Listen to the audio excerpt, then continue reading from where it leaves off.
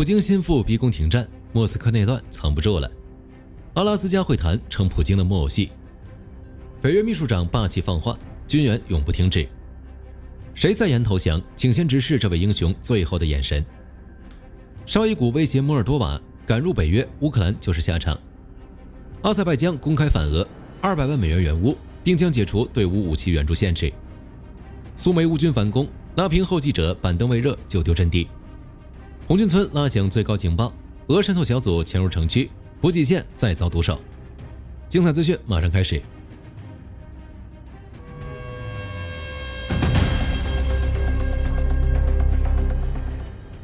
大家有考虑过普京之后的俄罗斯是什么样子的吗？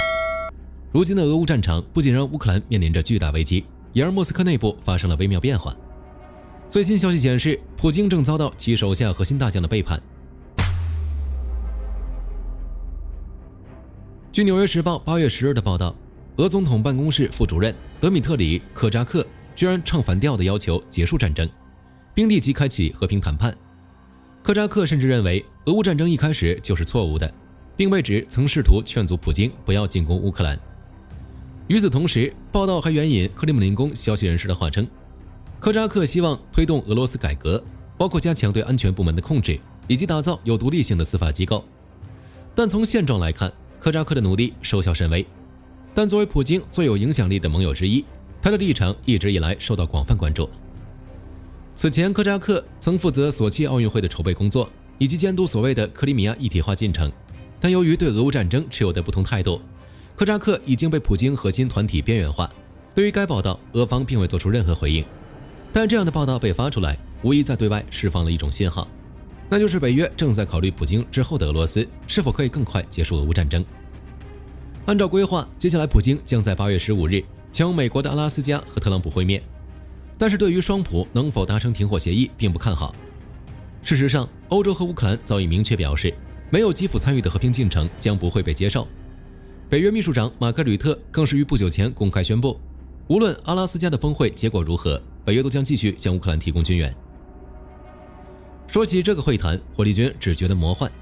因为你真的无法用一个人正常的逻辑去看待这场会谈的举行。前段时间，特朗普曾高调批评莫斯科，甚至还开出了所谓的最后期限，威胁要对俄罗斯实施最严厉的制裁。没成想8号到7号，俄方等到的不是美国的制裁，却是一份邀请书，一份让普京踏上美国领土去参加决定乌克兰命运的会议。更有意思的是，路透社报道称，特朗普8月11日在白宫举行的新闻发布会上表示，他和普京即将在阿拉斯加的会谈是一次试探性会谈，旨在确定普京是否愿意达成协议。同时，特朗普还表示，乌克兰和俄罗斯必须相互在土地问题上让步，才能结束冲突。他还会在与普京会谈后与欧洲领导人对话，以结束这场俄乌冲突。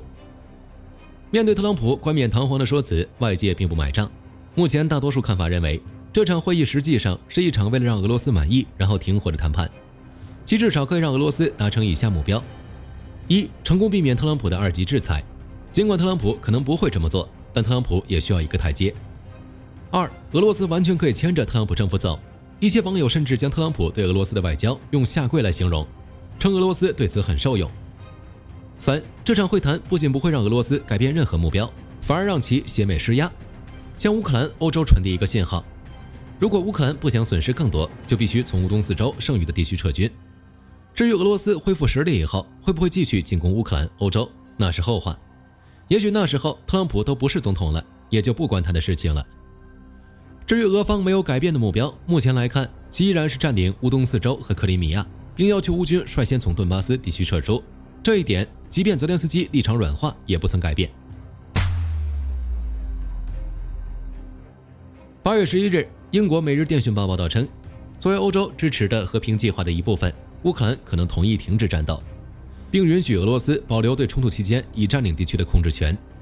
翻译一下就是以冻结当前战线作为和平谈判的起点。报道详细指出，泽连斯基向欧洲领导人传达了一个微妙且关键的立场，即他们必须拒绝特朗普提出的任何要求乌克兰放弃更多领土的解决方案，即乌克兰目前仍控制的地区。但泽连斯基同时暗示，对于已经被俄罗斯实际占领的领土，包括克里米亚、卢甘斯克、顿涅茨克、扎波罗热和赫尔松的部分地区，乌克兰方面持开放态度，愿意将其作为谈判的一部分，以冻结当前战线。当然，大家不要看到这儿就以为泽连斯基要认输，这一切都是有条件的。每日电讯报继续称，虽然乌克兰看起来愿意让出部分领土，但只会同意达成包含以下条件的和平协议，即乌克兰必须获得以武器援助形式提供强有力的安全保障，同时为其加入北约开辟道路。而且泽连斯基很早之前就说过，对于俄罗斯占领的乌克兰土地，在任何和平协议达成后，基辅仍可通过外交手段使这些领土重归乌克兰控制。更何况，根据乌克兰宪法，泽连斯基是无法在未经全民公投的情况下做出割让领土决定的。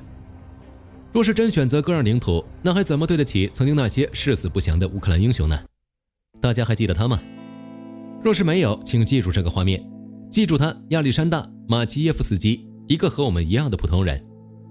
在他站在为他准备的死亡坑穴里时，泥土是冰冷的，但比泥土更冰冷的是那些对准他的肮脏的枪口和镜头。那些俄军给了他一个选择，一个魔鬼的选择。他们不要他的命，而是要他的魂。他们要他跪下，要他像懦夫一样摇尾乞怜，要他亲口诅咒自己的母亲，一片生他养他的正在流血的土地。只要他说出那句充满侮辱的口号，他或许就能多呼吸几秒钟被奴役的空气。他是怎么做的？亚历山大只是缓缓地、深深地吸了最后一口烟，那不是怯懦的拖延，而是一种从容的宣告。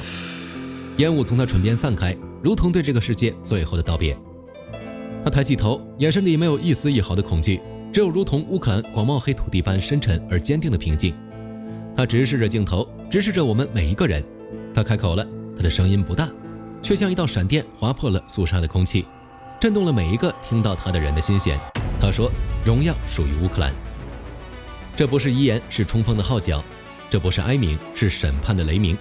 这一声呐喊是用生命做抵押，向整个世界宣告：你可以杀死一个乌克兰人，但你永远也杀不死乌克兰的灵魂。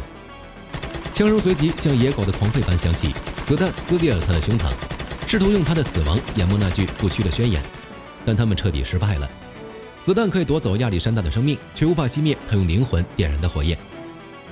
亚历山大倒下了，但他的声音却永远站了起来，传遍了整个乌克兰，从基辅的街垒到顿巴斯的战壕，从每一位战士的口中到每一个为自由祈祷者的心中。荣耀属于乌克兰不再仅仅是一句口号，他拥有了亚历山大的体温，他的鲜血和他的尊严。他不是神，他只是一个普通的男人，一个电工，一个士兵。但在生命最后的瞬间，他选择用自己的死亡为自由二字写下了最滚烫、最永恒的注脚。现在你听到了吗？你还认为乌克兰会妥协吗？相比美国，欧洲各国政府选择支持基辅，提出了任何领土交换方案，试图让特朗普相信和知道乌克兰和欧洲已经统一战线，拒绝在乌方控制的领土上做出让步。如波兰总理图斯克表示，对波兰和我们的伙伴来说，国家边界显然不能用武力改变，俄乌冲突绝不能给侵略者带来好处。德国总理梅尔茨更是向特朗普施压，要求特朗普对俄罗斯实施制裁。但特朗普现在完全不提制裁的事情，可欧洲并没有忘记。此外，欧洲领导人计划于8月13日，也就是美俄元首会谈之前，同特朗普再次举行会谈，向他阐述欧方的主张。面对泽连斯基拒绝让步和欧洲的强硬回击，特朗普8月11日这样批评道：“泽连斯基说，我必须获得宪法批准，这让我有点不安。我的意思是，他可以发动战争，杀光所有人，但进行土地交换却需要批准。”虽然我们都知道这是特朗普惯用的施压手段，但将发动战争归咎于泽连斯基，是不是太离谱了一些？而且泽连斯基拒绝土地让步的态度一直没有改变。此前，泽连斯基曾提议用乌克兰控制的库尔斯克领土进行交换，是美国切断了情报和武器援助，才让俄军成功瓦解了乌军在边境地区的控制，使这一谈判筹码化为乌有。现在美俄会谈还未开始，乌克兰欧洲反应就这么大，注定这场会谈不会有任何成果。而且特朗普团队也对这场会谈不抱希望，都已开始为未成功的会谈做辩解了，就是显得有些苍白无力。8月11日，美国副总统万斯在接受福克斯新闻采访时表示，乌克兰人和俄罗斯人都不会对战争解决感到满意，即使阿拉斯加会谈没有成功，也是值得努力的。万斯还表示，美国将停止为乌克兰提供援助，希望和平解决这场战争，称俄乌领导人应该坐下来谈谈，美国将与乌克兰保持开放对话。美国参议员林赛·格雷厄姆则和稀泥地表示，乌克兰不会驱逐所有俄罗斯人，俄罗斯也不会占领基辅，最终双方会进行一些领土交换。如今的格雷厄姆已不再提及对俄罗斯的最严厉制裁，开始为美俄可能达成的协议辩解。此外，还有美国驻北约大使马特·惠特克，他也不再提及对俄罗斯最严厉的制裁，强调乌克兰不会被迫做出重大让步，没有人会放弃任何大片土地或地区，除非他们是在战场上争取到的或赢得的。特朗普团队明知阿拉斯加会谈不会有任何成果，还在为特朗普圆场，试图在潜移默化中让乌克兰、欧洲接受结果，但这注定不会成功，因为俄军还在疯狂地打击和制定下一个侵略目标。戏耍特朗普上瘾的俄罗斯，一边应付着特朗普的会谈，一边积极向前线调派更多装备和人员，继续发动进攻，不断袭击乌克兰后方的民用设施。如8月10日，俄军投掷2枚炸弹袭击扎波罗热的中央汽车站、一科大学诊所，导致9死19伤，建筑物受损。俄罗斯继续恐吓乌克兰人，试图逼迫乌克兰人做让步。又或是8月11日，俄罗斯向乌克兰各地发射71架无人机，乌克兰空军报告称，乌军击落了其中59架无人机，但剩余12架无人机造成乌克兰6个地点设施受损。可见俄罗斯压根就没有停火的意思。与此同时，8月11日，俄罗斯安全委员会秘书绍伊古对摩尔多瓦发出威胁称，乌克兰这个负面榜样并没有阻止摩尔多瓦加入北约，这将导致摩尔多瓦丧失主权。其暗示的意思很明显，就是摩尔多瓦敢加入北约，俄罗斯就会像对待乌克兰一样对摩尔多瓦发起侵略战争，剥夺其主权。目前，俄罗斯在德佐沿岸部署的俄军正不断审视摩尔多瓦，随时准备对摩尔多瓦发起行动。而且，根据俄罗斯在乌克兰战场设定的目标，你就会发现，俄罗斯入侵的下一个目标必然是摩尔多瓦。因此，一旦俄军占领乌东4州，将地盘延伸到敖德萨，就能与德佐地区连接起来，进而夺取整个摩尔多瓦。如今，美俄领导人在阿拉斯加的会谈，更是可能让俄罗斯将已经占领的乌克兰领土合法化，这对俄罗斯是一种奖励。发动战争不受惩罚，反而会获得更多收益，这无疑助长了俄罗斯入侵的气焰。既然绍伊古对摩尔多瓦发出警告，那是不是意味着波罗的海3国、阿塞拜疆以及中亚的任何一个国家都有可能成为俄罗斯入侵的下一个目标？当俄罗斯以武力威胁他国时，特朗普不好说，但欧洲绝不会坐视不理，毕竟这也关乎他们自身的安危。如德国总理梅尔茨就表示，欧洲不会在安全战略问题上充当旁观者，任何鼓励俄罗斯侵略行为的和平都不可能实现。但更令火力军惊讶的是，阿塞拜疆已不再掩饰与俄罗斯的矛盾，公开对俄罗斯发出了威胁。8月11日，阿塞拜疆总统阿里耶夫签署一项关于阿塞拜疆共和国能源部拨款用于向乌克兰提供人道主义援助的命令。该文件指出，称将从2025年国家预算中拨款200万美元，用于向乌克兰运输电力设备。而且阿塞拜疆媒体还援引消息人士的话报道称，阿里耶夫在与泽连斯基通话后，两国领导人对俄罗斯袭击阿塞拜疆在乌克兰能源设施的行动表示强烈愤慨，声称如果俄罗斯继续袭击乌克兰境内与阿塞拜疆相关的能源设施，阿方将开始考虑解除向乌克兰提供武器的禁令。别问阿塞拜疆为何如此强硬，问就是如今的俄罗斯孱弱不堪，尤其是在俄乌战争中正失去的越来越多。据战争研究所报道，8月11日，乌军无人机群连夜袭击了包括莫斯科、卡卢加、斯摩棱斯克、图拉等11个地区的俄国防工业的基础设施。其中，乌克兰安全局的内部消息人士称，乌军对位于夏诺夫哥罗德州的阿尔扎马斯仪器制造厂进行了远程无人机袭击。一张地理定位照片显示，该工厂的一座建筑物受损并发生火灾。该州州长格列布·尼基丁则声称，有1名企业员工死亡，2人受伤。虽然更详细的战损有待进一步披露，但这极大影响了 KH-32 和 KH-101 导弹的生产。与此同时，乌官方消息证实了前一天乌军对科米共和国的袭击。乌克兰情报总局的消息人士证实称，乌军对当地的乌赫塔的卢克石油炼油厂进行了无人机袭击，摧毁了该工厂一个装有石油产品的油罐。俄方则声称，2架乌军无人机命中了该炼油厂，损坏了一个水箱和烟囱。过去几天，乌克兰对俄本土纵深连续实施打击，这种打击究竟会不会随着美俄谈判停止，让我们拭目以待。陆地战场，乌克兰夺回苏梅关键要地，俄军则已攻入红军村城区。RBC 新闻援引乌总参谋部的报告确认，乌军已经拿下了苏梅的贝兹萨利夫卡定居点，并清除了俄方的驻军。具体情况是，稍早时候，乌军第323突击团和第224突击营发起协同作战，朝俄军阵地发动猛攻。接着，双方在这块苏梅的要地展开了数天的激战，战斗从白昼打到了夜间，最终乌军成功收复贝兹萨利夫卡，拔除俄军的据点后，构筑了新的防御阵地。与此同时，战争研究所报道显示，俄军第177海军步兵团、第155海军步兵旅以及第40海军步兵旅的部队，在被部署到辛科斯基安蒂尼夫卡附近时，遭到乌军埋伏，遭受了大量的人员和装备损失。哈尔科夫方向，俄军再闹乌龙事件，其第1空降独立旅第83营的人员在亚布卢尼夫卡占据了新阵地，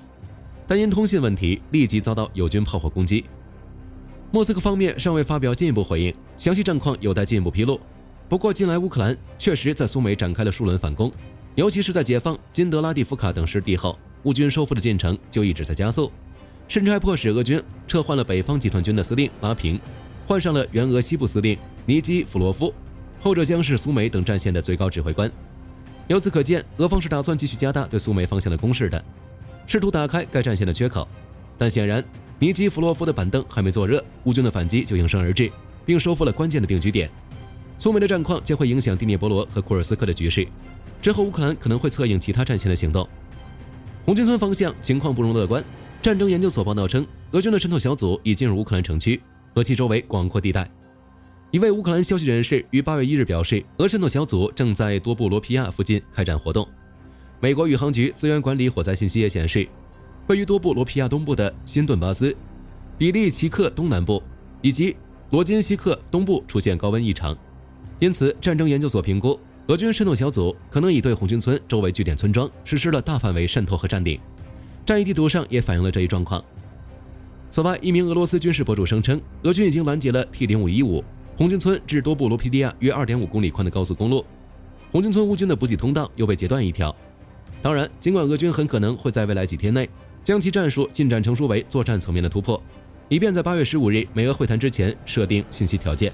但现在就将俄罗斯在多布罗皮迪亚地区的推进称为作战层面的突破还为时过早。战场的变化瞬息万变，接下来乌军可能会重点阻击俄军在红军村北部和西北部的推进。值得注意的是，俄军能突然快速推进，离不开这几周不断袭击乌军交通线所创造的进攻条件。战争研究所报道称，俄军改装了自己的天竺葵无人机，使其能携带反坦克地雷，远程对乌军后方和近后方进行地雷布设，以封锁乌军的陆地交通线。此外，战争研究所还报道称，俄军还在向屋顶、山顶和道路等地点部署光纤控制的沃普无人机，以便为之后数周的打击乌军后勤战斗做准备。红军村结局究竟会如何？火力军将持续关注。扎波罗热方向，乌军在过去的6天内发动了反攻。根据最新的战役地图显示，乌军已经推进到了当地的卡缅斯科附近，准备向俄军控制区发动攻势，而俄军也试图朝科梅舒瓦斯一带发起偷袭，但已经被乌克兰部队击退。尽管俄方希望能完全占领扎波罗热，但显然很难做到。与此同时，乌总参谋部还公布了他们攻击米列罗沃空军基地的卫星数据。据悉，该基地的燃料仓库损坏严重。战场之外，绍伊古亲密伙伴神秘死亡。莫斯科再次发生了顶级富豪神秘死亡的事，他就是俄罗斯建筑公司萨莫洛特的创始人米哈伊尔·科宁。引发注意的是，科宁被认为是绍伊古的亲密伙伴。尽管绍伊古曾否认和科宁有密切联系，但这并没有打消外界的质疑。据一些俄军事频道披露，现年56岁，掌控着萨莫洛特公司的米哈伊尔·科宁突然在俄罗斯暴毙，死因不明。而在他之前，俄罗斯也有多名高级官员和商业巨头在不明或可疑的情况下死亡，其中不乏坠楼等离奇事件。这形成了一种被外界称为突然寡头死亡综合征的现象。因此，科宁的突然去世不可避免地会进行敏感解读。目前，莫斯科方面还未对此做出评论。好了，本期节目到这里就结束了。大家看好美俄谈判吗？欢迎在评论区留言讨论。我是火力军，下期再见。